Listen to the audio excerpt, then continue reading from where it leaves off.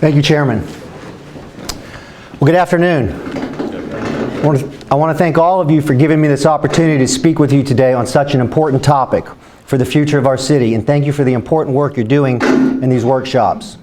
The work being done here is critical to understanding where our city has come from in the last 125 years of JEA and where we are going. Make no mistake, we are at a crossroads in the life cycle of JEA. We are in the midst of fundamental change and disruption in the utility industry. We face enormous legacy costs in a limited business model that once served us well, but now holds us back. This creates an uncertain future as it relates to growing and investing in new technologies of today and innovation for the marketplace of tomorrow.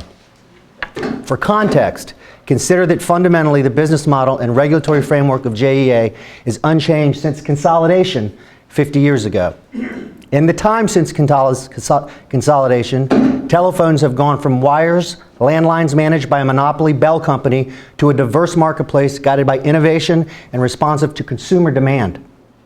Today, most of us carry smartphones that have the technological capacity of the computers that NASA used to get man to the moon. The process of exploring alternatives to the status quo of JEA, a government-run monopoly, is not only good business, it's vital to protecting the future of this community, because a future of increasing rates and a shrinking employee base does not serve our community well. Declining revenues with increasing customers is not a sustainable business model.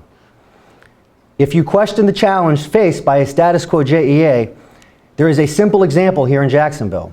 Just a few months ago, a consumer in a typical single-family home installed a battery array and renewable production on their house that enables them to completely leave our JEA grid.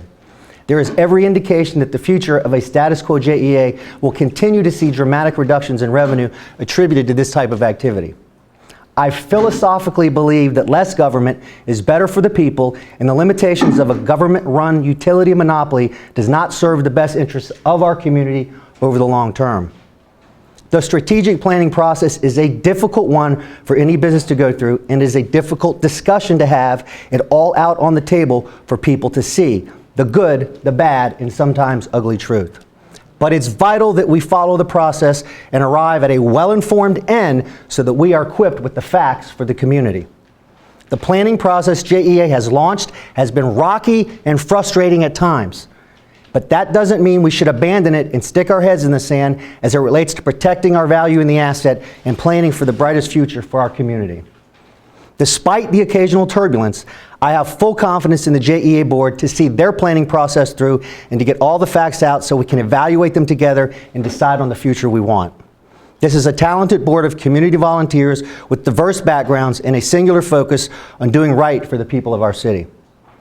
I have all the trust in this council to carry on an evaluation process free from theatrics, infighting, and political stunts that don't do anything to further a meaningful discussion or to protect taxpayers and ratepayers. Most of all, I trust the voters of this community to direct us at the ballot box should any decision reach the ballot. The process underway is this. JEA finishes its planning and would forward any recommendations on recapitalization to you, of City Council, and me for review. As the elected representatives of our city, we will review the plan in full and consider the appropriate use of any revenue to the city. If a plan considered and approved by you and me is in the best interest of this community, we submit it to the voters for a referendum. The JEA board, City Council, my administration, and the people will weigh in with their approval or their disapproval. There are no shortcuts or secret pathways that cut any voices out. This is a community conversation that requires maximum community input. I will oppose any effort to stop the planning process because of baseless conspiracy theories and unprecedented negative onslaught from a small segment of the media, and because the conversation is simply difficult to have. We were elected on a bold agenda of reform and to tackle the big challenges that face our community. The future of JEA evokes many emotions and poses challenges, but we must rise to meet our duty to be good stewards of this community and not simply play games and put our heads in the sand.